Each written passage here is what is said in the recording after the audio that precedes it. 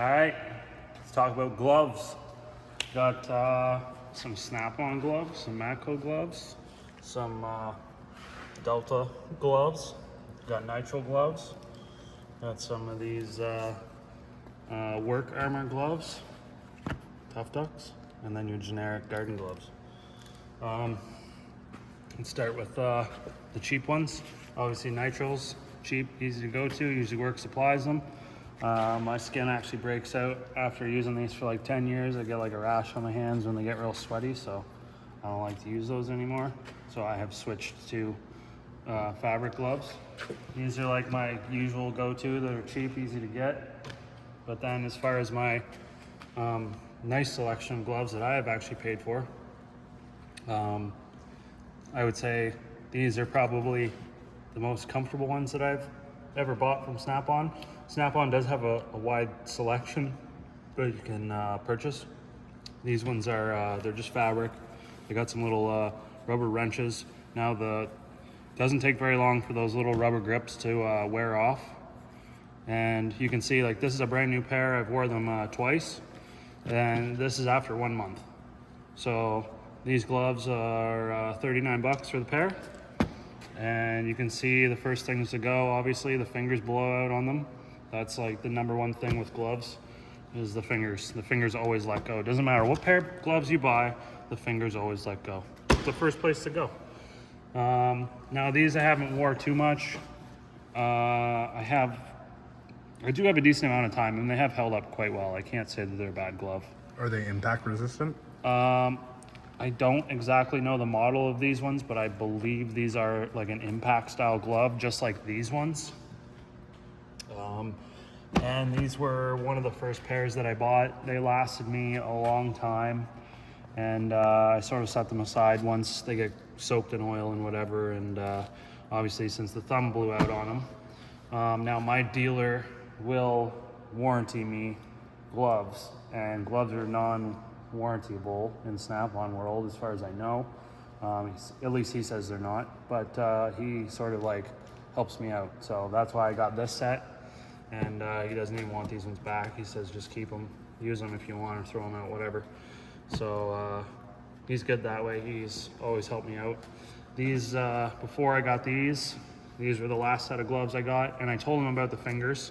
So I said, well, I'm gonna buy another pair of gloves. Give me some of those ones, but I'll buy another set from you. So I got these ones. He said they'd be a little tougher. They got extra stitching around the fingers because I told him the fingers blow out. But you can see the fingers already starting to blow out. I did some welding with these and melted through there, obviously. So I am very rough with my gloves, and I don't expect them to last forever, but they're very comfortable, and these ones for mobility, really. If you're dealing with nuts and bolts and all that stuff and you really want the feel with the gloves on, these ones, they stretch out to your hands, and then they sort of like keep their fitment when you pull the gloves off after you wear them for a couple weeks. They're pretty nice. And then like I say, with these heavier duty impact ones, you don't get as much feel because the material in the fingers is a lot thicker, right? So, but they are nicer if you're in around hot areas. They'll protect you more. And also like impact guns, all that stuff, they're gonna help you out more than they would with your basic gloves. Moving over to these gloves. I really don't use these very often. I absolutely hate them. Obviously, you'd never be installing nuts and bolts with those because they would suck. They do suck. They're terrible. You do like moving like heavy whatever, moving pieces around.